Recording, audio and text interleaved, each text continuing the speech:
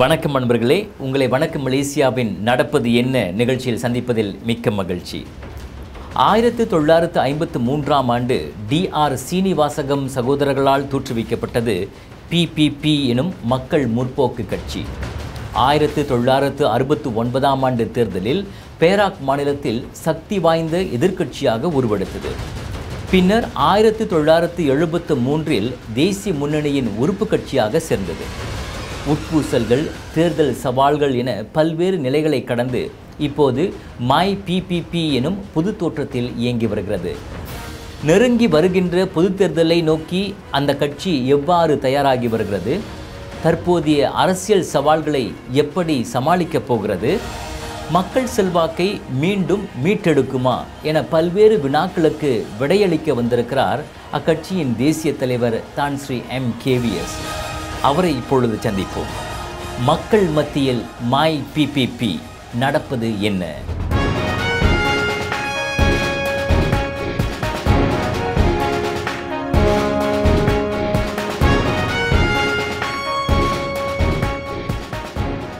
வணக்கங்க தான்ஸ்ரீ. வணக்கம். சற்று முன்பு நான் முன்னுரையில் சொல்லியிருந்தேங்க, அதாவது இந்த கட்சி வந்துட்டு இப்பொழுது தொடங்கிய கட்சி அல்ல, 1953ஆம் ஆண்டு தொடங்கப்பட்டது. ஒரு காலத்தில் செல்வாக்குமிக்க கட்சியாகவும் இருந்தது. ஒரு சமயத்தில் பார்த்திங்கன்னா 1969ஆம் ஆண்டில் வந்துட்டு 4 நாடாளுமன்றம், அதன் பிறகு 12 சட்டமன்றங்களை பெற்று பேராக்கிலே ஆட்சி அமைக்கக்கூடிய நிலையில் கூட இருந்தது. 2 இடங்கள் பற்றாக்குறையினால் ஆட்சி அமைக்காமல் போய்விட்டது.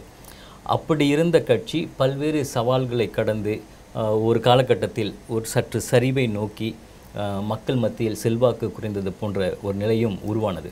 அதன் பிறகுதான் நீங்கள் அக்கட்சியை கையில் எடுத்தீர்கள்.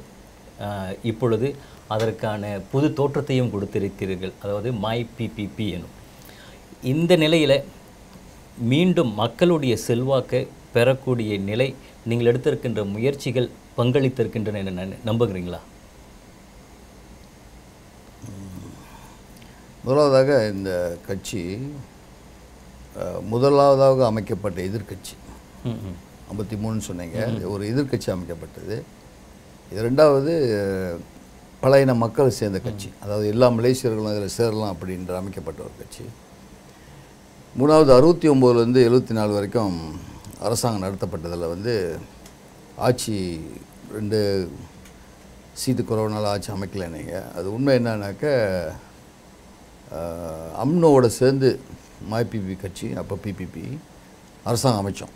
69லேருந்து 74 வரைக்கும் PPP அம்னோ அரசாங்கம் தான் அமைக்கப்பட்டது. அதுதான் முதலாவதாக ஒரு புது உருவம், பரிசான் நேஷனல் என்ற புது உருவம், நேஷனல் ஃப்ரண்ட் அப்படின்னு அமைக்கப்பட்டது. அதான் தொடக்கம்.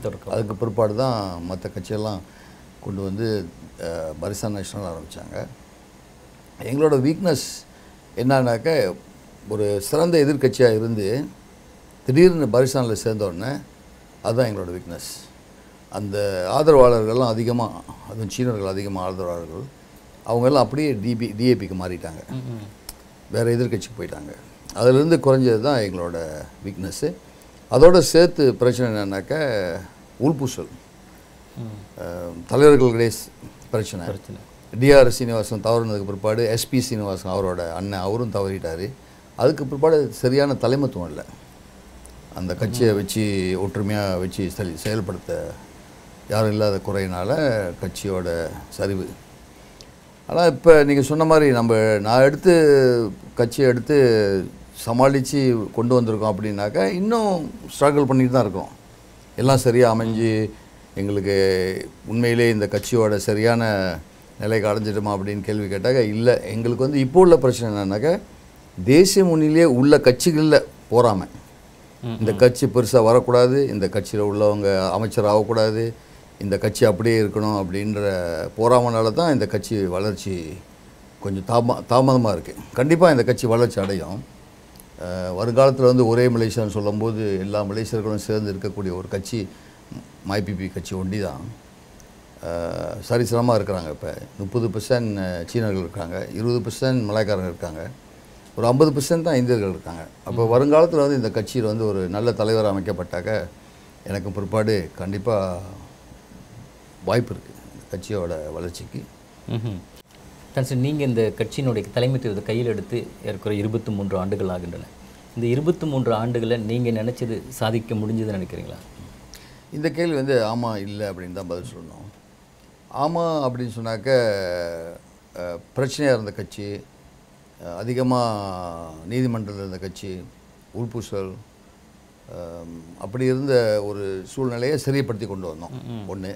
ரெண்டாவது, அப்போ வந்து ஒரு சரியான முறையில் வந்து உறுப்பினர்கள், கிளை, மாநிலம், தொகுதி இந்த மாதிரியெல்லாம் சரியான நிலையில் இல்லாமல் இருந்த சூழ்நிலை. அதையெல்லாம் சரிப்படுத்தி ஒரு ஸ்ட்ரக்சர்ட் பார்ட்டி அப்படின்னு சொல்லலாம். Fully structured. நீங்கள் எடுத்துக்கிட்டால் ஒரு கிளை இருக்கும், கிளையில் உறுப்பினர் இருப்பாங்க, அப்புறம் அதுக்கு பிற்பாடு தொகுதியில் தலைவராக வருவாங்க, மாநில தலைவராக வருவாங்க. அந்த மாதிரி எல்லாம் அமைக்கப்பட்டுச்சு. இப்போ எல்லாருக்கும் இன்சூரன்ஸ் கொடுக்குறோம். மற்ற மெம்பர் கேர்னு சொல்லிட்டு வேறு வசதிகள்லாம் இருக்குது. எல்லாத்தோட ஐடியும் இருக்குது, ஆப் இருக்குது. இப்போ ஃபோன் ஆப் தான் இருக்குது.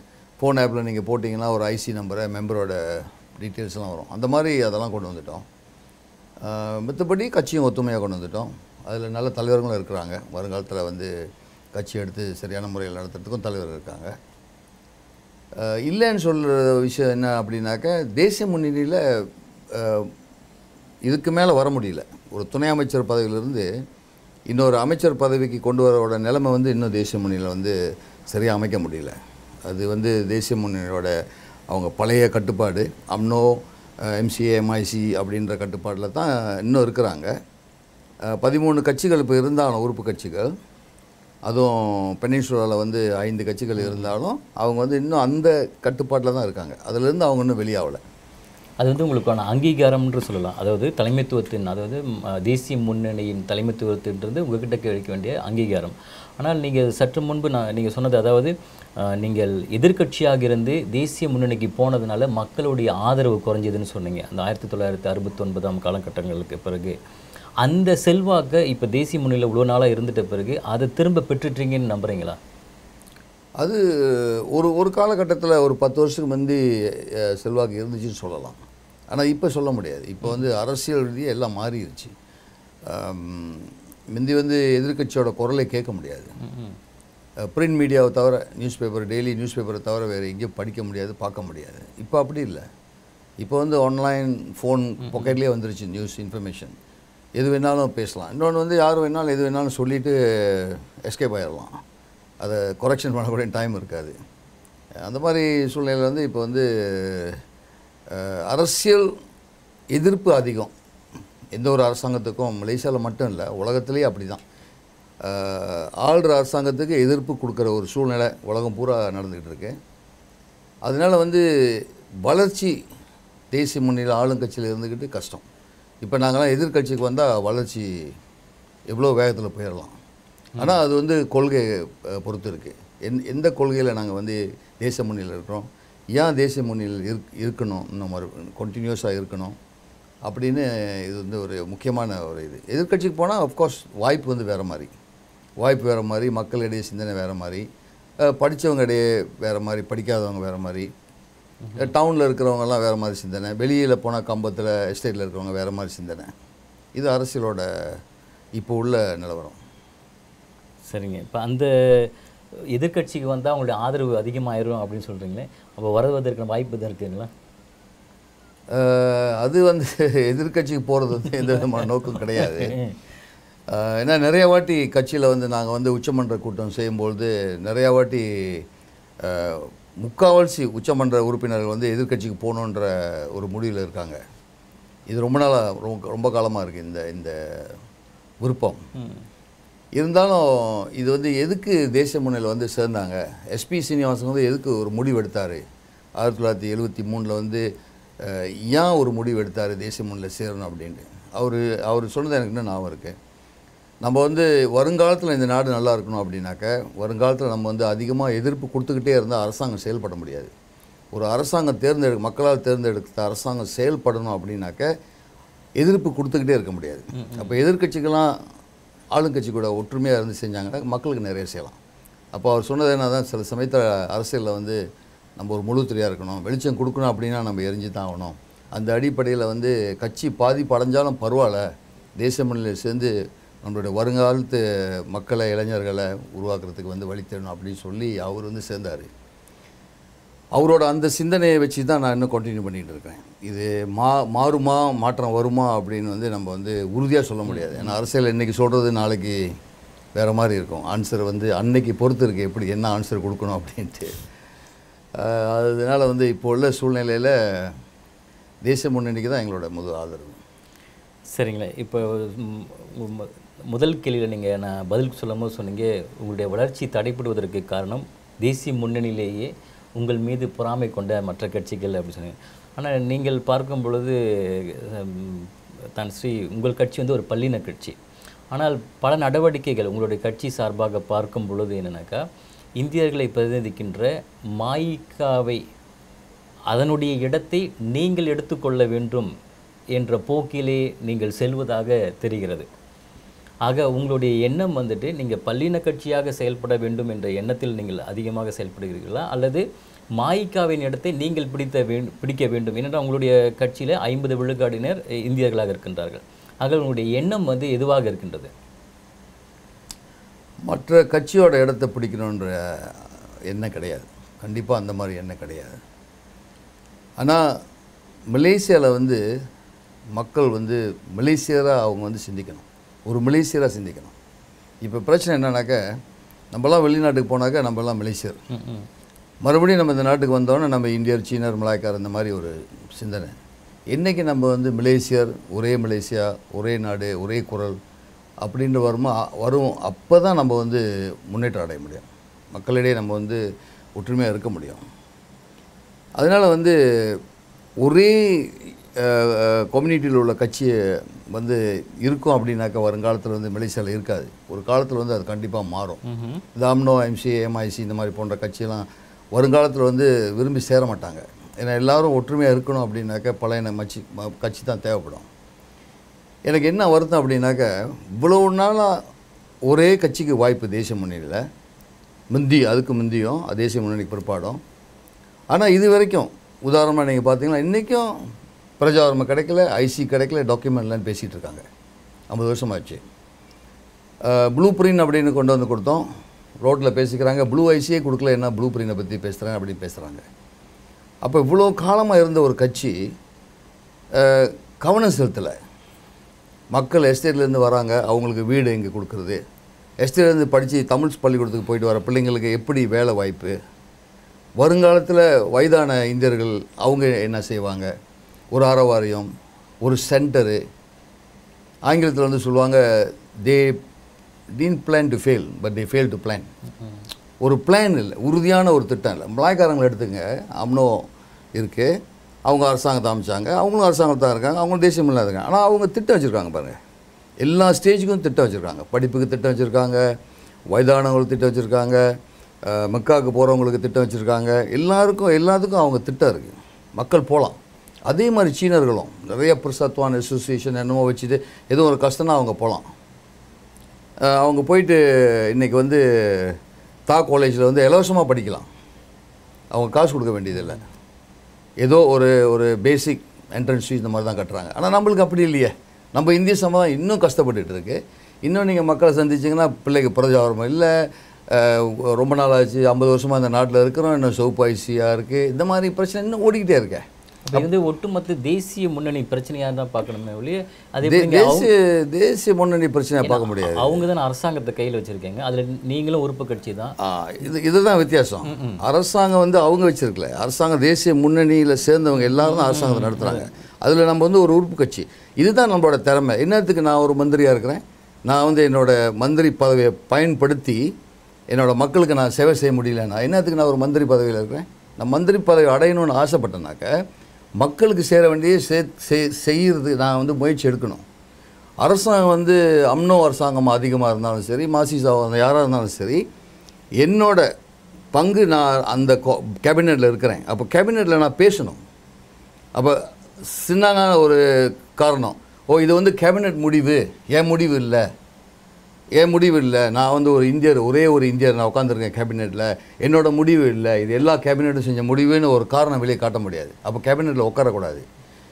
அத்தனை கேபினட் மெம்பரையும் அடித்து பேசி கேட்டு இது எங்கள் சமுதாயத்துக்கு தேவை, இது வந்து வேணும் அப்படின்னு கேட்குற ஒரு தலைவர் நம்மளுக்கு வேணும். அப்படி அந்த மாதிரி வாதாடலாம் சொல்கிறீங்க. அந்த மாதிரி வாதம் இருந்ததுன்னா இன்றைக்கி அந்த பிரச்சனை மை டஃப்டார்னு சொல்லிட்டு செஞ்சாங்க, இன்னும் செஞ்சுக்கிட்டு இருக்காங்க. ப்ளூ பிரிண்ட் போட்ட பிற்பாடு இன்னும் நம்ம மை டஃப்டார் போட்டுக்கிட்டு இருக்கோம். பங்களாதேஷ் நேற்று வந்து பங்களாதேஷ்லாம் இன்றைக்கி வந்து பிரஜாவரம் எடுத்து இங்கே இவ்வளோ கல்யாணம் பண்ணி பிள்ளைங்களை வந்து பீன் போட்டு பூமிபுத்திரம் ஆக்கிக்கிட்டு இருக்காங்க. நம்ம வந்து இன்னும் டாக்குமெண்ட் தேடிக்கிட்டு இருக்கோம். இப்போ இந்த டாக்குமெண்ட் மை டஃப்டார்னு போட்டுட்டு அது ஒரு கூட்டம் வந்து வசூல் பண்ணிக்கிட்டு அரசாங்கத்துக்கு காசு எடுத்து செலவு பண்ணிக்கிட்டு அவங்க ஒரு போராட்டம்லாம் ஒரு கூட்டம் போட்டுக்கிட்டு மை டஃப்டார்னு சொல்லிட்டு ஒரு 4-5 பேர் வச்சு சம்பாதிக்கிறாங்க. அதை நீங்கள் பார்த்துருக்கீங்களா?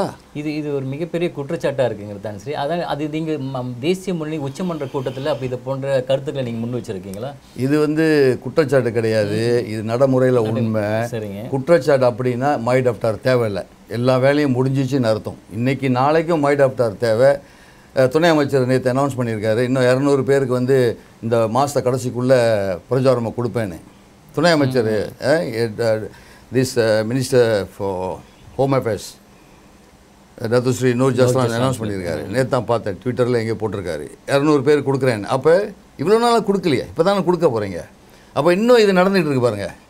இன்னும் நம்ம என்ன பேசிகிட்டு இருக்கோம் அப்படின்னாக்க, நம்ம இந்தியர்கள் 200-300 வருஷத்துக்கு முந்தி வந்த இந்தியர்களுக்கு இன்னும் இந்த பிரச்சனை தான். இது வந்து போயிட்டு வந்து ஒரு சிஸ்டமேட்டிக் அப்ரோச்சாக வச்சு இதை வந்து ஒரு முடிவு காணணும். there must be an end to this.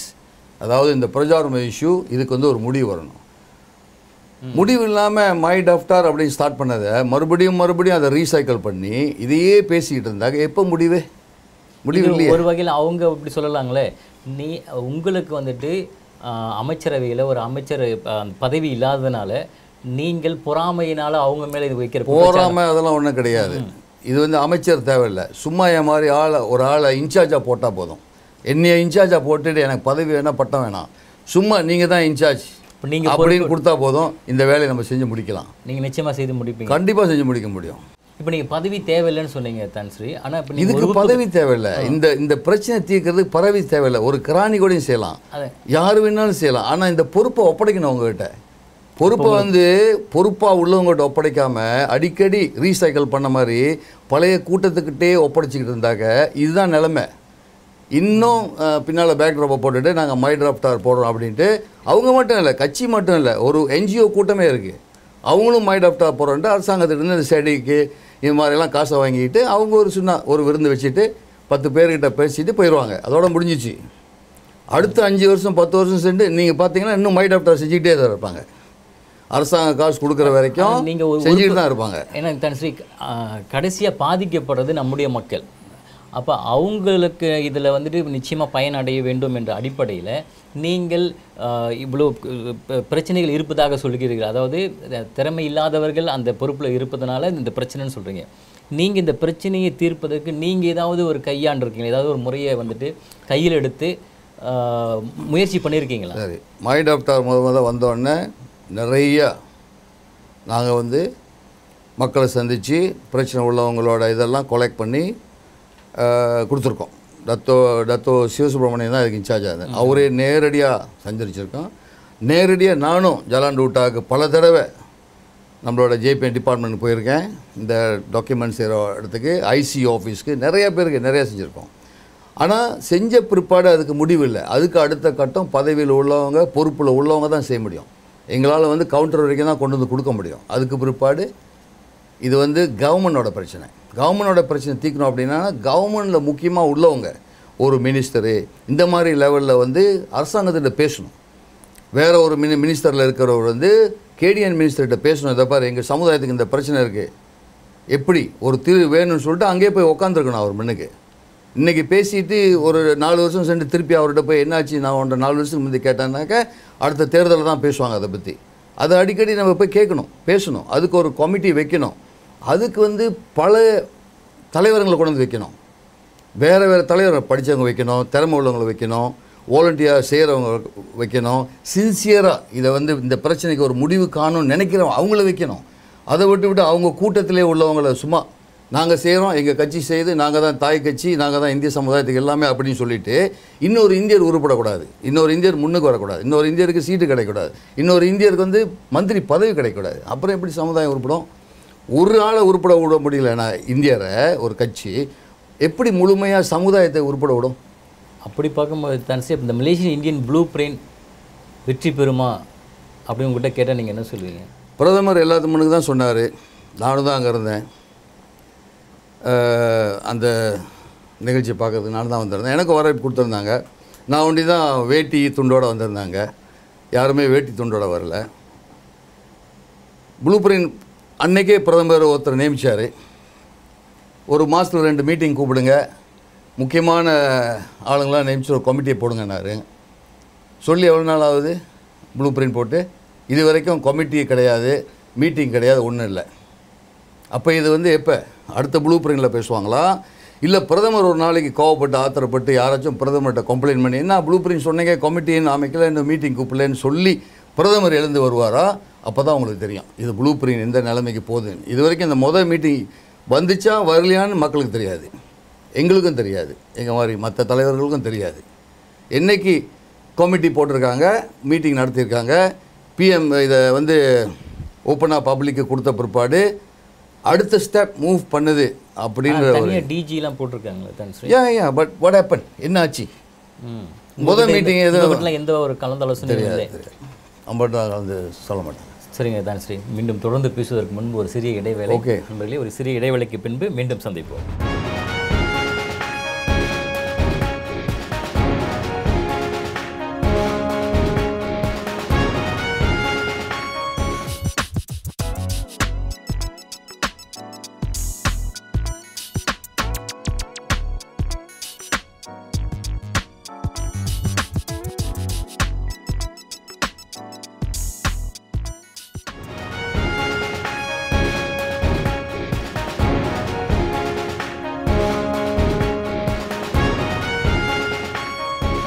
நண்பர்களே, ஒரு சிறிய இடைவேளைக்கு பின்பு மீண்டும் சந்திக்கின்றோம். தன்ஸ்ரீ, நம்முடைய கேள்வி தொடர்கின்றதுங்க. ஓகே தன்ஸ்ரீ, இன்னொரு விஷயம், அதாவது நீங்கள் கேம்ரன் மலை தொகுதியில் அடுத்து வருகின்ற பொது தேர்தலில் போட்டியிட போவதாக பகிரங்கமாகவே அறிவித்திருக்கிறீங்க. இதற்கு நீங்கள் சொன்ன ஒரு முக்கிய காரணம் என்னன்னாக்கா, அந்த கேம்ரன் மலை தொகுதியை வந்து மாயிகா சுயேட்சை என்று அறிவித்து விட்டது, எங்களுடைய உறுப்பினர் அந்த தொகுதியில் இல்லை, நாடாளுமன்ற உறுப்பினராக இல்லை என்று சொல்லிவிட்டது. ஆக அது ஒரு சுயேட்சையான இடம், அதனால் இப்பொழுது அந்த இடத்தில் யார் வேண்டுமானாலும் போட்டியிடலாம் என்று சொல்லியிருக்கீங்க. ஆனால் நீங்கள் காலகாலமாக பார்த்தீங்கன்னாக்கா ஒரு தேர்தலில் எத்தனையோ கட்சியில் இருக்கிறவங்க போட்டி போட்டு வெற்றி பெற்ற பிறகு அந்த கட்சியிலேருந்து வெளியாகிட்ட பிறகு அந்த இடம் வந்துட்டு சுயேட்சையாகத்தான் இருக்கும். ஆனால் அதற்கு பிறகு மீண்டும் தேர்தல் வரும்போது அந்த கட்சியை சேர்ந்தவர்கள் தான் வந்து போட்டி போடுவாங்க. இது அம்னோவில் நடந்திருக்கின்ற மற்ற கட்சிகள் நடந்திருக்கின்றது. அப்படி இருக்கு, நீங்கள் எப்படி மாயிகா இதில் போட்டியிடுவதற்கு தகுதி இல்லை என்று சொல்ல முடியுங்க? ஓகே, நான் வந்து மாயிகா அங்கே போட்டியிடல தகுதியில் நான் சொல்லலை, அங்கே உள்ள மக்கள் சொல்கிறாங்க, அது நான் சொல்லலை. முதலாவதாக இந்த கேமரன் மலையோட சீட்டை பற்றி தெரிஞ்சுக்கிறோம். நம்ம கேமரன் மலைன்ற சீட்டு வந்து புதுசாக உருவாக்கப்பட்டது வந்து 2003 அந்த எல்லாம் பிரித்து வரும்பொழுது. 1999 தேர்தல் வரும்பொழுது அன்வார் பிரச்சனை இருந்துச்சு. பிகேஆர் ஆரம்பிச்சிட்டாரு. அதான் முதலாவது பிகேஆர் வந்து தேர்தலில் போட்டி போட போகிறாங்க. அப்போ பிரதமர் வந்து தூண் மகாதீர். அப்போ அவர்கிட்ட சொன்னார், நீ வந்து ஒரு தலைவராக இருக்க, உனக்கு நான் வந்து சீட்டு இந்த வாட்டி கொடுக்க முடியாது, சீட்டு இல்லை, புது சீட்டு இல்லை, இது வந்து அன்வாரோட பிரச்சனைனால நான் வந்து சீட்டு எந்த விதமான மாற்றமும் செய்யலை, உனக்கு நான் செனட் கொடுத்து அமைச்சர் கொடுக்குறேன் அப்படின்னு சொன்னார். அதே போல் அவர் செனட்டர் ஆக்கினார். அமைச்சர் பதவி 6 மாதம் சென்று கொடுக்குறேன், துணை அமைச்சர் எடுத்துக்க அப்படின்னு சொன்னார் 2000. அப்போ இன்னொன்று சொன்னார், நான் வந்து லிப்பிஸ், நீ வந்து கேமராவில் உள்ள ஆள், நீ பெந்தா எஸ்டேட்டில் பிறந்த, லிப்பிஸ் வந்து பெந்தா எஸ்டேட் கீழே வருது, நான் வந்து லிப்பிஸ் சீட்டை 2ஆக உடைக்கிறேன், அது ரொம்ப பெரிய சீட் இல்லை, இருந்தாலும் சின்ன சீட் தான், அதை நான் 2ஆக உடச்சி கேமரன் தொகுதியை உனக்கு நான் கொடுக்குறேன் அப்படின்னு சொல்லிவிட்டு எனக்கு $1 மில்லியன் கொடுத்தாரு. போய் அங்கே வேலை செய்ய ஆரம்பிக்க சொல்லி 2000 நான் அப்போயே அந்த எனக்கு தெரியும் அங்கே உள்ள இடம் எங்கே வந்து வேலை செய்யணும்னு எனக்கு தெரியும். ஒராங்காஸ்லி கம்பத்துலலாம் லாம்பு இந்த இதெல்லாம் இருக்காது. அந்த மாதிரி பேசிக் நீட்ஸ், தண்ணி, லாம்பு, அல்லூர், மெயின் ரோட்ஸ், சின்ன ரோட்ஸு, பைஸ்கிள் போகிற மாதிரி இந்த மாதிரி தான் நாங்கள் வந்து செஞ்சோம். அப்போ அந்த 1 மில்லியன், அந்த டைமில் 1 மில்லியன் பெரிய காசு செய்கிறதுக்கு செஞ்சோம் வேலை. ஆனால் என்ன நடந்துச்சு அப்படின்னாக்கா 2003 வந்து தூண் மகாதீர் விலகிட்டார், பதவி விலகிட்டு தேர்தல் வந்து 2004 வருது. அப்போ புது பிரதமர் வந்திருக்காரு. இப்போ புது பிரதமர் அந்த வர நேரத்தில் வந்து துங்கு அட்னான் வந்து அப்போ வந்து செக்ரட்டரி ஜெனரலாக இருக்கும்போது அவர் சொன்னார், வில்லையா வட்டாரத்தில் வந்து ஒரு இந்தியராச்சும் நிற்கணும், ஒரு இந்தியருமே இல்லை வில்லையாவில் அப்படின்னு சொல்லிட்டு வங்சா மாஜு அப்படின்னு ஒரு புது தொகுதி ஆரம்பித்தாங்க. அப்போ அவர் சொன்னார், உன்னோட சீட் வந்து கேமரன் மேலே, அதனால வங்சா மாஜு தொகுதியை வந்து நம்ம வந்து விகே தியாகராஜன் கொடுப்போம், அவரு தான் மாய்காவோட வில்லையா மாநில தலைவர் அப்படின்னு சொன்னார். ஓகே எல்லோரும் ஒத்துக்கிட்டோம் நாங்கள் எல்லோரும். ஆனால் இதை மாற்றம் எப்போ வந்துச்சுனாக்க தூண்மாதையர் இறங்கின பிற்பாடு, படாவி வந்த பிற்பாடு என்ன செஞ்சிட்டாங்க, இந்த கொலப்பிடியில் இது வந்து ஒரு திட்டம் போட்டு செஞ்ச சதி. சிகாமாட் சீட்டை வந்து தான்ஸ்ரீ சுப்ராவை கொடுக்காம வேற ஒரு ஏ சுப்ராவை கொடுத்துவிட்டு, அதே மாதிரி வங்சா மாஜுவில் உள்ள சீட்டை வந்து மாசிசா கொடுத்துவிட்டு, தனராத்தா சீட்டை வந்து மாசிசா கொடுத்துட்டு, கேமரான் சீட்டை வந்து மாய்காவுக்கு வேணும்னு சொல்லி ஒரு பேச்சுவார்த்தை போட்டு மாசிசா கூட எல்லாம் ஒரு திட்டம் போட்டு எடுத்துக்கிட்டாங்க சீட்டை. நான் கடைசி மீட்டிங்கில் என் பக்கத்தில் உட்காந்துருது வந்து தனுஸ்ரீ சாமிகள் தான் உட்காந்துருந்தார். அவர் என்ன சொல்கிறார், நீ உள்ளுக்கு போகிற அடுத்தது கேமரா சீட்டை வந்து சீனல் உன்னை வந்து ஏமாற்றி எடுக்க பார்க்குறாங்க, பார்த்து கவனமாறு, அந்த சீட்டை எப்படியாச்சும் நீ எடுத்துக்க அப்படின்னு சொல்லிட்டு போகிறாரு என்கிட்ட, எனக்கு ஆறுதல் சொல்லிட்டு போகிறாரு. ஆனால் உள்ளுக்கு போயிட்டு அவரே எல்லாம் மாற்றி அமைச்சிட்டு எனக்கு வந்து டைப்பிங் கொடுங்கன்னு சொல்லிவிட்டு கேமரா மலை வந்து டைப்பிங் உள்ளவரை கொண்டு வந்து போட்டாங்க. அங்கே கமுத்திங் டைப்பிங் உள்ளவரை கொண்டு வந்து கேமராவில் போட்டுட்டு, நான் கேமராவில் உள்ள ஆள் என்னையை கொண்டு போய் டைப்பிங்கில் போட்டாங்க. இது அவர் செஞ்ச சாமிகள் செஞ்ச சதி. அவர் இன்னும் உயிரோடு இருக்கார், அவர் போய் நீங்கள் கேட்கலாம், அவர் சொல்லுவார் அப்படியே என்ன உண்மையில் நடந்துச்சு அப்படின்ட்டு. அதுக்கு பரவாயில்ல, தேசிய முன்னணியோட வெற்றிக்காக வேண்டி பரவாயில்ல அப்படின்னு நான் போனேன். ஆனால் நான் அப்பவும் நான் சொல்லிட்டு தான் போனேன், படாவிட்டா தான் சொல்லிட்டு போனேன், அடுத்த தேர்தலில் சீட் எனக்கு திருப்பி வரணும் அப்படின்னு. ஸோ 2008 இந்த சுனாமி இந்த பிரச்சனைலாம் வரப்பொழுது, அரசியலில் வந்து ஒரு மாற்றம் வரப்பொழுது, தேசிய முன்னணி தோக்கக்கூடிய வாய்ப்பு இருக்குது, இப்படிலாம் வரும்பொழுது அவங்க வந்து திருப்பி கேமரான் மலை சீட்டை கேட்டதுக்கு நம்மளுடைய டாக்டர் ஸ்ரீ படாவி சொன்னார், அப்போ உள்ள பிரதமர் பரிசான் சேர்மேன் சொன்னார், இல்லை கீழே நாங்கள் வந்து ஆய்வு செஞ்சதுக்கு வந்து படி நீ அங்கே நின்னா தான் ஜெயிக்க முடியும், வேறு யாரும் நின்னாலும் தோற்றுருவாங்க அப்படின்னு. நான் சொன்னேன், இல்லை என்னாலும் ஜெயிக்க முடியாது, இந்த இடம் வந்து மாறிடுச்சு, இது அதிகமாக சீனர் 60-70% சீனர்களுக்கு இடம், இதுவும் ஜெயிக்க முடியாது. அவர் சொன்னார், இல்லை மாற்றம் இல்லை, நீ அதிலே போயிரு, பரவாயில்ல அடுத்த வாட்டி கேமராஸை பற்றி பேசுவோம் அப்படின்ட்டாரு. அப்போ அதே மாதிரி 2007 டைப்பிங் நான் வந்து ஜெயிக்க முடியாத சூழ்நிலை. அதே மாதிரி நிறைய சீட்டு மைக்கா எடுத்துக்கிட்டால் கூட 9 சீட் அவங்களால ஜெயிக்க முடியல, நினைக்கிற ஒரு 3 சீட் தான் ஜெயித்தாங்க போல இருக்குது, 6 சீட் தோற்றுட்டாங்க. அடுத்து 13வது தேர்தல் வரும்பொழுது இதே பிரச்சனை தான். ஆனால் இப்போ வந்து நஜீப் பிரதமராக இருக்கார். அவர் என்ன சொன்னார், நீ வந்து தனுஸ்ரீ பாண்டிகிட்ட பேசு, நீங்கள் 2 பேரும் பேசுங்க, உங்களுக்கு கேமரா சீட் கொடுக்குறதுனா அவர் கொடுத்துட்டோம் அப்படின்ட்டு. நாங்கள் பேசணும், நாங்கள் மீட்டிங் வச்சோம், பேசணும். அவர் சொன்னால் நான் ஒரு சீட் கொடுத்துட்றேன், உனக்கு கேமரா சீட் வேணுன்னா நான் கொடுத்துட்றேன் அப்படின்னு சொன்னார் ஆரம்பத்தில். ஆனால் கடைசி நேரத்தில் மீட்டிங் வரும்பொழுது, தேசிய முன்னணி மீட்டிங் கடைசி மீட்டிங் வரும்பொழுது அவர் சொன்னார், இல்லை எனக்கே சீட் இல்லை, நான் வந்து கேமராவில் நிற்க போகிறேன் அப்படின்னாரு. ஏன்னா அவர் வந்து கோலஸ்ட்ரங் உள்ள சீட் அவரோட அவர் வேற ஆளுக்கு கொடுத்துருக்காங்க அந்த சீட்டை. அப்போ நான் பிரதமர் சொன்னார், எப்படி 2 தலைவர் சீட்டு கேட்குறீங்க, எப்படி நீங்கள் ஒரு முடிவு எடுத்துங்க. நான் அப்போயே முடிவு எடுத்தேன், பரவாயில்ல அவருக்கே கொடுத்துருங்க, நான் வந்து சீட் இல்லாமல் இருக்கிறேன், பார்லிமெண்ட் சீட் எனக்கு வேணாம், பரவாயில்ல நான் வந்து இந்த எலெக்ஷனில் வந்து தேர்தல் இல்லாமையே நான் வந்து உதவி செய்கிறேன், நீங்கள் அவருக்கு கொடுத்துருங்க, ஆனால் அடுத்த தேர்தலில் எனக்கு கொடுத்துடணும் அப்படின்னு கேட்டேன். அப்படின்னு சொல்லிட்டு எல்லாம் ஓகேன்னு சொல்லிவிட்டு எனக்கு அட்வைசர் போஸ்ட்டு செனட்டர் அதெல்லாம் பேசினாங்க. ஆனால் கடைசி நேரத்தில் ஆஃப்கோர்ஸ் நான் வந்து ஸ்டேட் சீட்டுக்கு போனேன். அது ஏன் போனேன்னு நிறைய பேருக்கு தெரியாது, எல்லாம் சும்மா என்னமோ பேசுகிறாங்க. அது உண்மை என்னன்னாக்க அது இன்னொருத்தர் கொண்டெஸ்ட் பண்ண வேண்டியது, மைபிபி உள்ளவர் பசீர் படாமல் கொண்டெஸ்ட் பண்ண வேண்டியது. அவர் கடைசி நேரத்தில் ஒரு சிக்கலில் மாட்டிட்டார். ஒரு சிக்கலில் மாட்டினோடனே அவர் பேர் வந்து நாமினேஷன்லேருந்து ரிஜெக்ட் பண்ணிட்டாங்க. அப்போ அந்த நேரத்தில் வந்து அவர் நிறைய வேலை செஞ்சுருக்காரு. அவரு சொல்லிட்டார், இந்த மாதிரி தேசிய தலைவரை தவிர வேறு யார் வந்தாலும் நாங்கள் வந்து உதவி செய்ய மாட்டோம், இறங்கி வேலை செய்ய மாட்டோம், சப்போர்ட்டாச் பண்ணுவோம் அப்படின்ட்டாரு. அப்போ துங்கு அண்ணன் பிரதமர்லாம் என்கிட்ட சொன்னாங்க, போய் நிற்கிறியா ஸ்டேட் சீட்டு, நீ தான் சீட் இல்லாமல் இருக்கே அப்படின்னு. நான் சொன்னேன், உண்மையிலே நான் நிற்கணுமா அப்படின்னு. நீ நின்னா தான் எங்களால் முடியும், இல்லைன்னா எங்களுக்கு கேண்டிடேட் இல்லை, யாருமே இல்லை, நீ தான் போகணும் அப்படின்னு அவங்க கெஞ்சி கேட்டாங்க என்கிட்ட. அது வந்து ஒரு தவறான முடிவு தான், என்னோடய முடிவு தவறான முடிவு. ஆனால் தேசிய முன்னணிக்காக வேண்டி, தேசிய முன்னணி எலெக்ஷன் வருது, இதில் வந்து எனக்கு பாதகமாக இருந்தாலும் பரவாயில்ல, எனக்கு ஒரு ஸ்டிக்மா டசன்ட் மேட்டர். ஒரு தேசிய தலைவர் திடீர்னு பார்லிமெண்ட்டில் இருந்து துணை அமைச்சராக இருந்தவர் ஒரு ஸ்டேட் சீட்டில் போய் நிற்கிறார். நான் ஒன்றும் எஸ்கோவாக போகிறதில்ல, சும்மா அந்த சீட் அது எந்த காலத்துலையும் ஜெயிச்ச சீட் கிடையாது. அந்த சீட்டை வந்து 1969 பிபிபி கட்சியில் உள்ள ஒரு ராமசாமி ஜெயிச்சார். ஆனால் அப்போ வந்து நாங்கள் எதிர்கட்சி, ஏன்னா அதில் வந்து 90% சீனர்கள் இருக்கிற இடம், அது வந்து ஒரு ஹார்ட்கோ டிஏபியோட இடம். அதில் போய் நான் நின்னேன். ஆஃப்கோர்ஸ் ஜெயிக்க முடியாத ஒரு சூழ்நிலை. அது ஏன் நான் சொல்கிறேன் அப்படின்னாக்கா 13வது தேர்தல்லையும் கேமராமேன் தொகுதி கொடுக்க முடியாத சூழ்நிலையில் நான் வந்து பார்லிமெண்ட் சீட்டுக்கு கான்டெஸ்ட் பண்ணாமல் வெயிட் பண்ணேன். அதே மாதிரி இப்போ வர சூழ்நிலை என்னன்னாக்கா எதிர்பார்க்காத ஒரு சூழ்நிலை. இப்போ இந்த வாட்டி யாருமே எதிர்பார்க்கல ரத்துஸ்ரீ பாலினி வந்து கட்சியில் உறுப்பினர் இல்லைன்னு சொல்லுவாங்கன்னு எதிர்பார்க்கல. யாருமே எதிர்பார்க்கல இந்த சீட்டு வந்து எங்களோட சீட்டு இல்லை, இது வந்து ஒரு இண்டிபெண்டன்ட் சீட், பேபா சீட்டுன்னு பார்லிமெண்ட்டுக்கு எழுதி போடுவாங்கன்னு யாருமே எதிர்பார்க்கல. இந்த சீட்டில் வந்து மற்றவங்க யாரும் இறங்கி வேலை செய்யாத ஒரு சூழ்நிலையும் யாருமே எதிர்பார்க்கல. அப்போ அதை அப்படியே அனாதையாக விட்டுட்டாங்க. நிறைய சீட் அனாதையாக விட்டுட்டாங்க. தேர்தல் வரும்போது தான் எந்திரிச்சு வருவாங்க. அதே மாதிரி இந்த சீட்டை அனாதையாக விட்டுட்டாங்க. அப்போது ஒரு 2 ஆண்டுக்கு முந்தி நான் வந்து பிரதமர்கிட்ட கேட்கும்போது தேசிய முன்னணியிலலாம் பேசும்போது ஓகே நீ போய் வேலை செய்யன்னு சொன்னாங்க. என்னை போய் வேலை செய்ய சொன்னாங்க இறங்கி. நான் போய் இறங்கி வேலை செஞ்சேன்.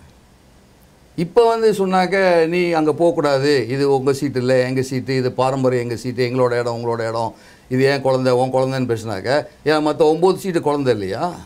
19 சீட்டு இருக்குது ஸ்டேட் சீட்டு, அதெல்லாம் குழந்தை இல்லையா? தோத்த சீட்டு குழந்தை இல்லையா?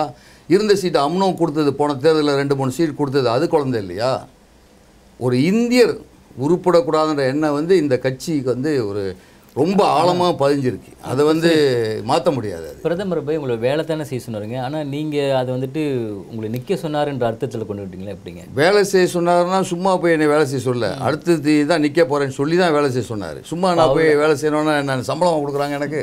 அப்போ அவர் வந்து உங்களுக்கு தான் அந்த தொகுதின்னு சொல்லியிருக்காரு, வாக்குறுதி கொடுத்துருக்காரு. தொகுதி வந்து ஏற்கனவே 1999 எடுக்கப்பட்ட முடிவு இது. இந்த தொகுதி கேமரன் தொகுதி எங்களோட தொகுதி எனக்கு கொடுக்கப்பட்ட தொகுதி வந்து இது இப்போ உள்ள எடுக்கப்பட்ட முடிவு இல்லை, 1999 எடுக்கப்பட்ட முடிவு. 2004 வந்து ஏமாற்றப்பட்டது. அதுக்கு பிற்பாடு ஆஃப்கோர்ஸ் இட்ஸ் ஃபே ஓகே 2008 நம்மளுடைய பிரதமர் சொல்கிறாரு நீ வந்து டைப்பிங்கில் ஜெயிப்ப, மற்றவங்க வந்து கேமராஸ் ஜெயிப்பாங்கன்னு ஓகே அது எக்ரி பண்ணது, அது நம்ம ஒத்துக்கிட்டது. ஏன்னா தேசிய முன்னணியோட வெற்றிக்காக வேண்டி நம்ம ஒத்துக்கிட்டது. இப்போ இதே அழுத்தத்தை மீண்டும் போட்டாங்கனாக்கா 2018 அது 17 கடைசியில் ஏதாவது வரக்கூடிய தேர்தலில் வந்துட்டு தேசிய முன்னணிக்காக நீங்கள் விட்டு கொடுத்துட்டு வேறு தொகுதிக்கு இந்த தடவை வந்து அந்த விட்டு கொடுக்குற முடிவுக்கு நாங்கள் வரமாட்டோம். ஏன்னாக்க 2 வருஷமாக இறங்கி வேலை செஞ்சிட்டோம், நிறைய உழைப்பு போட்டுட்டோம், அதிகமான வேலையை செஞ்சுருக்கிறோம், நிறைய இடத்துல இறங்கிட்டோம், மக்கள் இடையிலே மனசுலையும் பதிஞ்சிட்டோம். உண்மையிலே நீங்கள் பார்க்க போனால் நான் ஒரு மாதத்தில் 3-4 நாள் தான் கேரளில் இருப்பேன், மற்ற நாள் பூரா நம்ம கேமராவில் தான் இருக்கிறோம். வீடு எடுத்தாச்சு, அங்கேயே தங்குறோம், எல்லாம் விலாசம்லாம் மாற்றியாச்சு, எல்லாம் அங்கேயே இருக்குது. பல சொந்தக்காரங்க எல்லாம் நான் வந்து அங்கேருந்து எல்லோரும் வந்துட்டாங்க. ஸோ இப்போ உள்ள சூழ்நிலையில் போய் அதை மாற்றிக்கிட்டு இருக்க முடியாது. கேமராவில் தொகுதி இல்லைன்னா நான் வேறு தொகுதியில் போய் கொண்டெஸ்ட் பண்ண போகிறதில்ல. கண்டிப்பாக அந்த தொகுதியில் நான் வேறு தொகுதியில் கொண்டெஸ்ட் பண்ண போகிறதில்ல. இது தேசிய முன்னணி முடிவு எடுக்கணும். இவரை மறுபடியும் கொண்டெஸ்ட் சீட் இல்லைன்னு சொல்ல போகிறாங்களா, இல்லை பரவாயில்ல நீங்கள் வேலை செஞ்சுட்ட இதே நீ இருக்குன்னு சொல்ல போகிறாங்களா, இல்லை மாய்க்கா ஒரு மாற்றம் அடைஞ்சி பரவாயில்ல இவரும் இன்னொரு இந்தியர் தானே, அவரும் பொழைச்சா என்ன, இந்திய சமுதாயத்துக்கு தானே நம்ம கட்சியாக இருக்கிறோம், இந்தியர்களுக்கு தானே தாய் கட்சின்னு சொல்கிறோம், பரவாயில்ல இவர் ஒரு இந்தியர் பொழைச்சி போட்டோம் அப்படின்னு நினைக்கிறாங்களா? அதெல்லாம் முடிவு கொஞ்ச நாள் தெரியும் இந்த முடிவெல்லாம். ஆனால் மாற்றி சமீபத்தில் இப்போ ஒரு 2 வாரத்துக்கு முந்தி துங்கவாண்ணன் கூப்பிட்டாரு என்னையா, வேறு எதுவும் சீட்டு கொடுத்தா போறியாப்பா, திருப்பியும் இந்த சீட்டை வந்து மாய்க்கா கேட்குறாங்க, கொடுத்துட சொல்கிறாங்க உன்ட்ட இருந்து, அப்போ கொடுத்தாச்சு இல்லை அப்புறம் ஏன் கொடுத்த சொல்கிறான்னு கேட்குறீங்க, கொடுத்துட்டீங்கல்ல என்கிட்ட ஏன் கொடுத்த சொல்கிறேன்னு கேட்குறீங்க.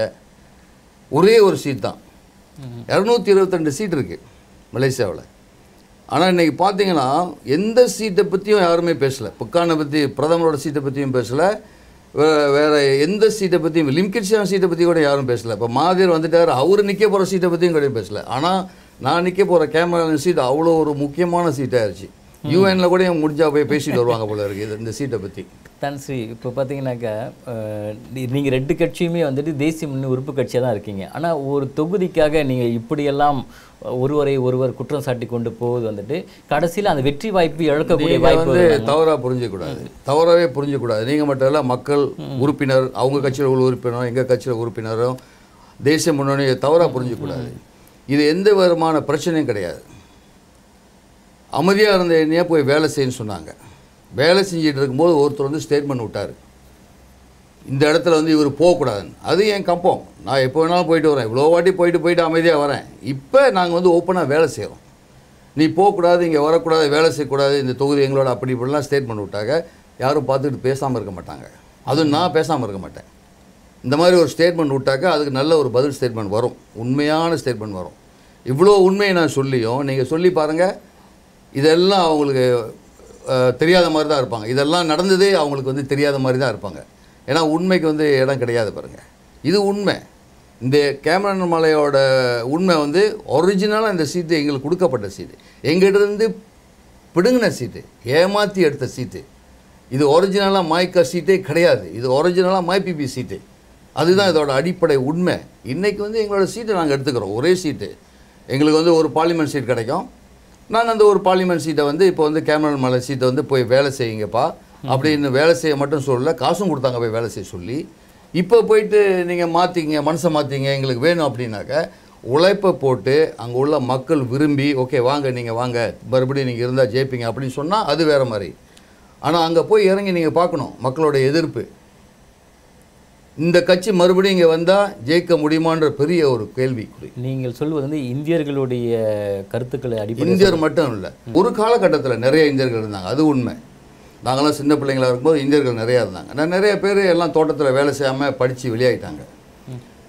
இந்தியர்கள் வந்து அங்கே ரெக்கார்டில் இருக்கிறது 13வது தேர்தல் வந்து 3400 வாக்காளர் மட்டும்தான் இருக்கிறாங்க. வந்து 28,000 வாக்காளரில் இந்தியர்கள் வெறும் 3400 வாக்காளர்கள் மட்டும்தான். அதனால வந்து இந்தியர்களோட முடிவு மட்டும் பத்தாது, இந்தியர்களோட ஆதரவு முக்கியமாக தேவை. ஏன்னா அவங்களோட ஆதரவு தான் கடைசியில் முடிவு எடுக்க முடியும் எந்த பக்கம் ஜெயிக்கும் அப்படின்னு. ஆனால் அவங்களோட ஆதரவு வந்து முழுசாக அவங்களுக்கு வந்து அந்த 28,000 வாக்காளரில் வந்து அவங்களுக்கு இந்த ஒரு சின்ன போர்ஷன் தான் இருக்குது. ஸோ இந்த இடத்துக்கு வந்து நாங்கள் சண்டை போடல, பிரச்சனை கொடுக்கல. இப்போ நாங்கள் வேலை செய்யும்போது பேசாமல் விட்டுருந்தாங்கன்னா நாங்களும் பதில் சொல்லிட மாட்டோம். இல்லை அவங்களும் இறங்கி வேலை செய்கிறாங்க, நம்மளும் இறங்கி வேலை செய்கிறோம். தேசிய முன்னணி கடைசியில் ஒரு முடிவு எடுத்தாங்கன்னா யாருக்கு கொடுக்குறேன்னா ஓகே அது சரி. ஆனால் குழப்படி உண்டாக்குனது அவங்க நெகோஷியேட் பண்ணிவிட்டு ஓகே தன்ஸ்ரீ கேஎஸ் நல்லா வேலை செஞ்சுட்டாரு, அவருக்கு ஒரு சீட்டை கொடுங்க, இல்லை அவங்க இருக்கிற 9 மற்ற 8 சீட்டில் வந்து நாங்கள் ஒரு சீட் கொடுக்குறோம், எங்களுக்கு வேறு சீட் ஒன்று கொடுங்க அப்படி நெகோஷியேட் பண்ணோம். நெகோஷியேட் பண்ணி தேசிய முன்னணிகிட்ட பேசி அதுக்கு ஒரு தீர்வு கேட்கணும். நான் போகக்கூடாது, நான் தேர்தலில் நிற்கக்கூடாது அப்படின்னா நான் ஒரு இந்தியர் தானே நீங்கள்லாம் பார்த்துக்கிறீங்க, இந்தியரை தானே டேக்கே பண்ணிக்கிறீங்க, இல்லை ஒரு நான் பங்களாதேஷாக இருந்தால் சரின்னு சொல்லுவாங்க போல இருக்குது. பொதுவாக மக்கள் மத்தியில் ஒரு பெரிய எண்ணம் என்ன தோன்றி இருக்குன்னு சொன்னாக்கா, தலைவர்கள் தான், குறிப்பாக அரசியல் தலைவர்களும் சரி, சமூக தலைவர்கள், அதாவது சில சமூக அமைப்புகளுக்கு தலைவராக இருக்கிறவங்க தான் வந்துட்டு மக்களை வந்து பிரிக்கிறாங்க. அதாவது சமய ரீதியாக, இன ரீதியாக, அதன் பிறகு குறிப்பிட்ட சமூகம் ஜாதி என்ற அடிப்படையில் பிரிக்கிறாங்க அப்படின்ற ஒரு பெரிய பரவலான எண்ணம் மக்கள் மத்தியில் தோன்றி இருக்குதுங்க. இதில் உங்களுடைய நிலைப்பாடு என்னங்க? இது வந்து உண்மையிலே ஒரு வருத்தமான நிலைமைனாக்கா, ஒரு தலைவர் அப்படி இருந்தாக்க அவர் என்ன சொன்னாலும் அவரை சேர்ந்துருக்கிறவங்க கேட்பாங்க. அந்த தலைவர் சரியில்லாட்டினாக்க ஒரு கூட்டம் இருக்கும், தலைவர் என்ன சொன்னாலும் பரவாயில்ல அந்த தலைவருக்கு ஆதரவு கொடுக்குறாங்க. அவர் நல்லவரோ ஒரு கெட்டவரோ, அவர் தவறு செஞ்சுருக்காரோ தவறு செய்யலையோ, அவர் மேலே உண்மை இல்லையோ, அந்த ஆதரிக்கிற கூட்டம் வந்து அவர் ஆதரிக்கும். இது வந்து ரொம்ப சேட் சிச்சுவேஷன். ஏன்னா இது ஒரு கவலைக்குரிய விஷயமா இருக்கு, ரொம்ப கவலைக்குரிய விஷயம். அதனால் தலைவருங்க அப்படி நடந்துக்கிறாங்க. நம்மளுக்கும் இப்படி ஒரு கூட்டம் இருக்குது, நம்ம எது சொன்னாலும் செய்வாங்க அப்படின்ட்டு தலைவர்கள் இப்படி நடந்துக்கிறாங்க. அதனால் இது நீங்கள் சொன்னதில் நிறைய உண்மை இருக்குது. தலைவர்கள் சரியாக நடந்துக்கிட்டாங்கன்னா கண்டிப்பாக இந்த பிரச்சனை சமுதாயத்தில் வராது. ஒரு சில தலைவர்கள் இந்த மாதிரி தீவிரமாக வேறு வழியில் போய் அவங்களோட ஆதரவு கொடுக்குறவங்கள வந்து திசை திருப்புறதுனால தான் இந்த பிரச்சனை வருதுன்னு நான் வந்து உண்மையிலே ஒத்துக்கிறேன். அது உண்மையில் நடக்குது, மலேசியாவிலையும் நடக்குது, வெளிநாட்டிலையும் நடக்குது. ஒரு சிலவங்களுக்கு அது ஒரு சந்தோஷம். அந்த உங்களுடைய அரசியல் கொள்கையில் அது அந்த மாதிரி எதுவுமே இல்லை. நம்ம கொள்கையில் வந்து அதெல்லாம் எதுவுமே கிடையாது. என்னோட கொள்கை வந்து சமுதாயம் ஒற்றுமையாக இருக்கணும், அது ரொம்ப முக்கியம். அதனால தான் எங்களோட கட்சியை வந்து பேரை வந்து மைபிபிபி அப்படின்னு நாங்கள் வந்து சுருக்கமாக வச்சுட்டோம். இப்போ வந்து முழுசாக இந்த மக்கள் முற்போக்கு பீப்புள்ஸ் ப்ரோக்ரஸிவ் பார்ட்டி அதெல்லாம் ஒன்றும் இல்லை. இப்போ வெறும் மைபிபிபி. அதுக்கு அர்த்தம் வந்து பீஸ், ப்ரோக்ரஸ் அண்ட் ப்ராஸ்பெரிட்டி, அமைதி, முன்னேற்றம், வளர்ச்சி. இது வந்து எல்லாருக்கும் பீஸ், எல்லாருக்கும் அமைதி தேவை, ப்ரோக்ரஸ் எல்லாருக்கும் கொஞ்சம் படிப்பு இந்த மாதிரி இதெல்லாம் வேறு, எல்லாருக்கும் ப்ராஸ்பெரிட்டி தேவை. சரிங்க தன்ஸ்ரீ, ஒரு சிறிய இடைவேளைக்கு பின்பு மீண்டும் நம்முடைய கேள்விகளை தொடர்வோம். நண்பர்களே, சிறிய இடைவேளைக்கு பின்பு மீண்டும் சந்திப்போம்.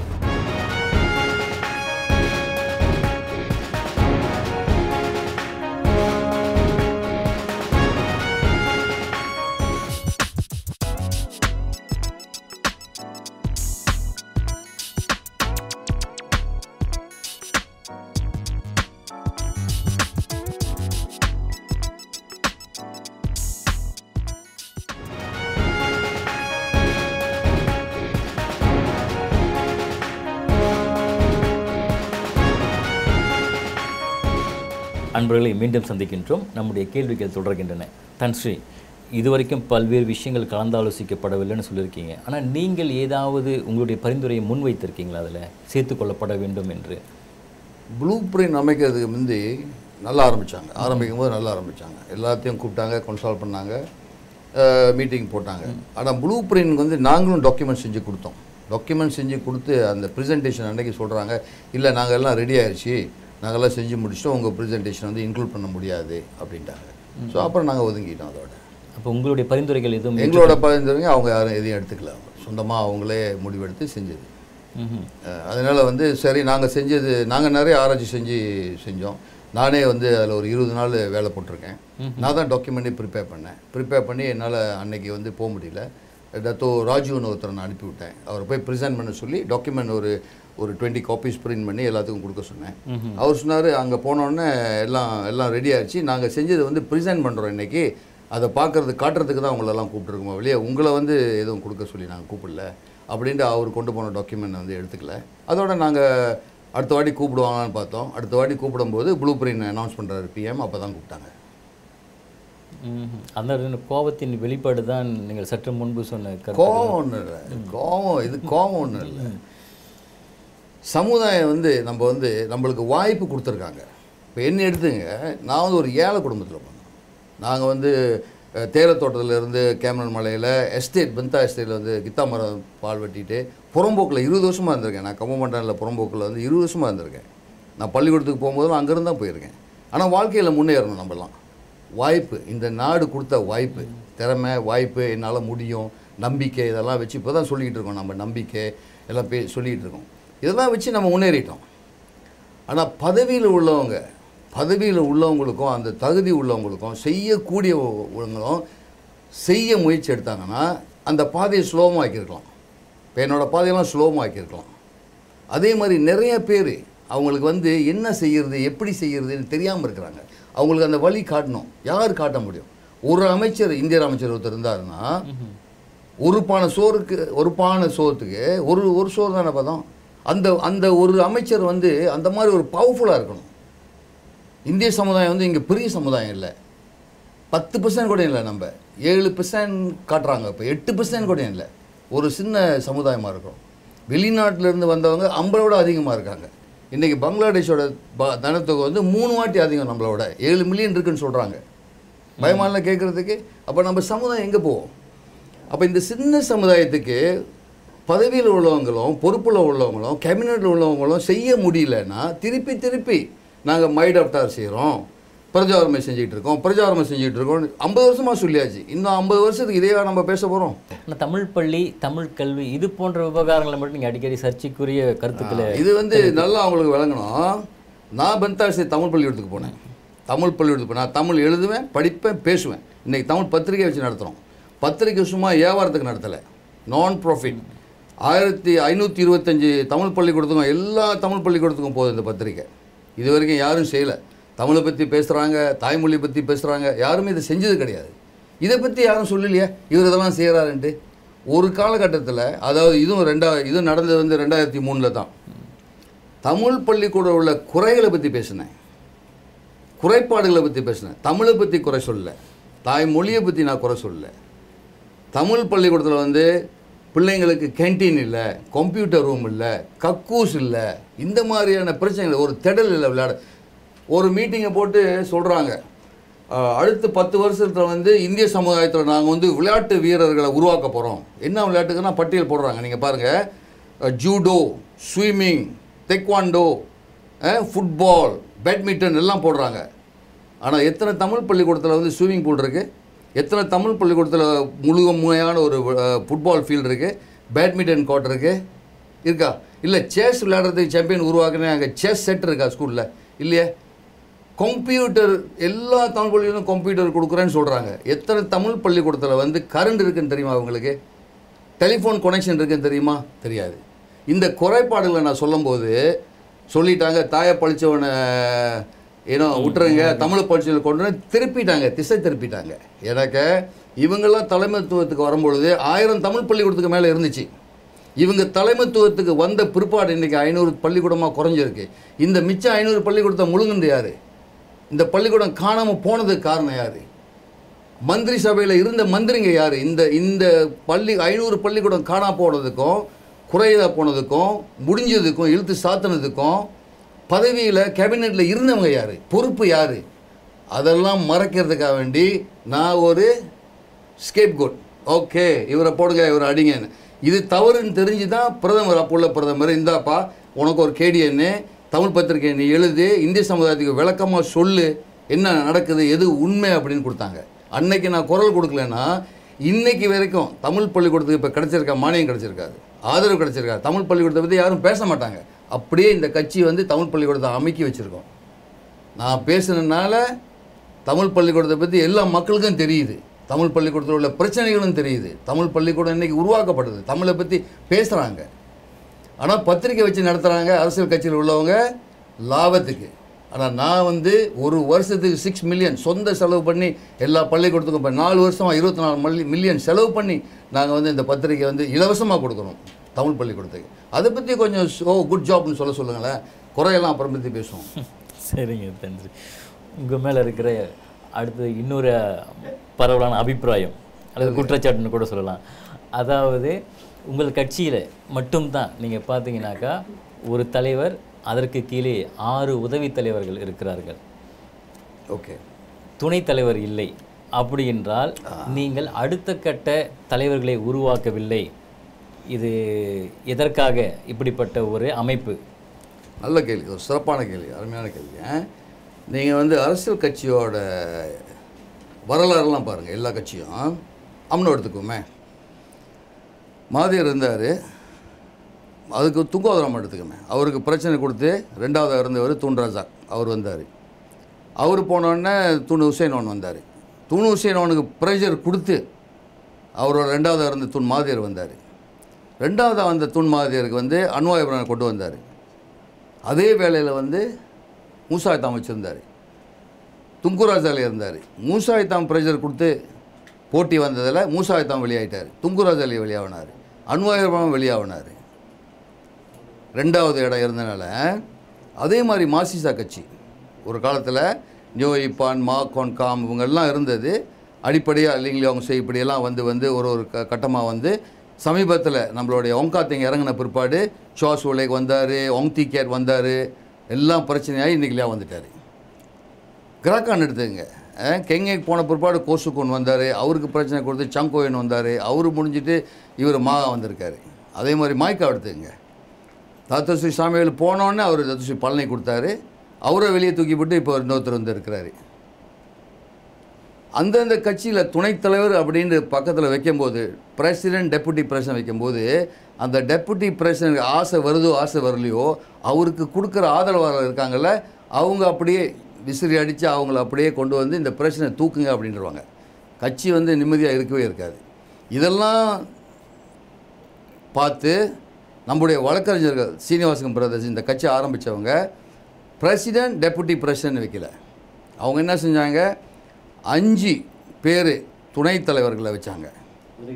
உதவி தலைவர் 5 பேரை வச்சு அதில் ஒருவரை துணைத் தலைவராக, அதில் அந்த 5 பேரில் யாரை வேணாலும் பிரசிடென்ட் வந்து துணைத் தலைவராக தேர்ந்தெடுக்கலாம் அப்படின்னு அவங்க அந்த காலத்திலே இதை செஞ்சு வச்ச கான்ஸ்டியூஷன்.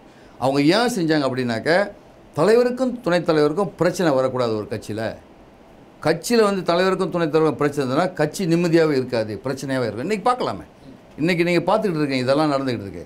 அதனால இது வந்து ஒரு சிறந்த பாலிசி கான்ஸ்டியூஷனில் இருக்குது.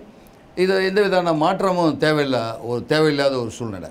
இன்னொன்று வந்து நீங்கள் பார்க்கலாம், ஒரு பிரசிடென்ட் இருக்கும்போது அவர் வந்து நான் விலகிறேன்ப்பா நீ தான்ப்பா இனிமேல் பிரசிடென்ட் கூட்டிகிட்டு போகும்போது அதுவும் பிரச்சனையில் முடியுது. அதனால எங்களோட கொள்கை வந்து அப்படி இல்லை. நான் என்றைக்கு விலகிறேனோ அன்னைக்கு என்னானோ ஒரு பொது தேர்தல் நடக்கும், உறுப்பினர்களெல்லாம் அடுத்த தலைவர் தேர்ந்தெடுத்துக்க வேண்டியதான். நான் வந்து சொல்ல போகிறதில்ல ஏ தான் தலைவராக இருக்க போகிறாரோ பி தலைவராக இருக்க போகிறோம், நான் சொல்ல போகிறது கிடையாது. நான் என்றைக்கு விலக போகிறேனோ அன்னைக்கு வந்து தேர்தல் இருக்கும், கட்சியில் வந்து தேர்தல் இருக்கும். கட்சியினுடைய விதிமுறைப்படி வந்துட்டு நீங்கள் பதவி விலகினால் நீங்கள் யாரும் பரிந்துரைக்க முடியாது. முடியும். நான் வந்து பதவி இறங்கிட்டு இவர் தான் அப்படின்னா அது முடியும், அது செய்யலாம். ஆனால் நான் செய்ய போகிறதில்ல. அப்படி இல்லை என்றால் நான் வந்து இறங்குற டைம் வந்து தேர்தல் டைமாக தான் இருக்கும். கட்சியோட தேர்தல் டைமாக தான் இருக்கும். கட்சியோட தேர்தலே நான் நிற்க போகிறேன்னா நிற்க இல்லையான்னு ஒரு முடிவு, அதுக்கு அடுத்தது அவங்க வந்து முடிவு எடுத்துக்க வேண்டியதான் யார் அடுத்த தலைவர்னு. நான் வந்து ஒரு தலைவர் வந்து நியமிச்சு போகிறதில்ல. ஏன்னா நான் பார்த்துட்டேன், மாதேர் பார்த்துருக்கேன், MCAல பார்த்துருக்கேன், அது மாதிரி மாய்க்கால பார்த்துருக்கேன். ஒரு தலைவர் நியமிச்சுட்டு போகும்போது அவருக்கு பிரச்சனை, ஏன்னா இவர் தலைவராக போட்டார் அப்படின்னு ஒரு பிரச்சனை. அதனால பொதுவாக ஒரு தேர்தல் வச்சுட்டு அவங்களே ஒரு தலைவர் எடுத்துக்கிட்டாங்களா, அதுக்கு அவங்களுக்கும் என்னோட ஒரு ஓட்டு இருக்குல்ல, நானும் உறுப்பினர் தானே, வாக்காளர் தானே, ஒரு ஓட்டு போடுவோம்ல நான், அது ஒரு ஓட்டோட சரி. நம்ம அதற்கு ஏதாவது தேதி நிர்ணயம் செய்து வைத்திருக்கிறீர்கள்? இல்லை இல்லை, அது ஏன்னா இப்போ வந்து PPP கட்சியில் வந்து ஒரு காலகட்டத்தில் நான் வந்து பதவியிலேருந்து இறங்கலான்னு தான் நினச்சேன். ஒரு கொஞ்சம் வருஷத்துக்கு முந்தி அவசரப்பட்டாங்க. அதனால வந்து கட்சி அமைதியாக இருக்கணும், கட்சியில எல்லாம் ஒற்றுமையாக இருக்கணும், கட்சி இன்னும் செயல்படணும், கட்சி இன்னொரு லெவல் கொண்டு போகணும் அப்படின்னாக்க இப்போ உள்ள காலகட்டத்தில் இருந்தே ஆகணும். அது ஒரு பொறுப்பாக போச்சு, ஒரு ரெஸ்பான்சிபிலிட்டியாக போச்சு. உங்களுக்கு பின்னால் வழிநடத்தக்கூடிய தலைவர்கள் அடையாளம் கண்டிருக்கீங்களா? அடையாளம் நான் அதான் சொல்லிட்டேன்ல, நிறைய பேர் இருக்காங்க. அது 6 பேர் இருக்காங்க நீ சொல்கிறீங்களா, 6 பேரில் ஒரு ஆள் அவங்களே தேர்ந்தெடுத்துக்க வேண்டியதான். அது உறுப்பினர்களோட பொறுப்பு. சரிங்க தனுசு, இதுவரையில் இங்கே வந்து பல்வேறு கேள்விகளுக்கு விடை கொடுத்ததற்கு, விளக்கம் கொடுத்ததற்கு எங்களுடைய மனமார்ந்த நன்றியை தெரிவித்துக் கொள்கின்றோம். உங்களுடைய சமூக பணி தொடர எங்களுடைய மனமார்ந்த வாழ்த்துக்கள் தனுசு. நன்றி, வணக்கம். நன்றி.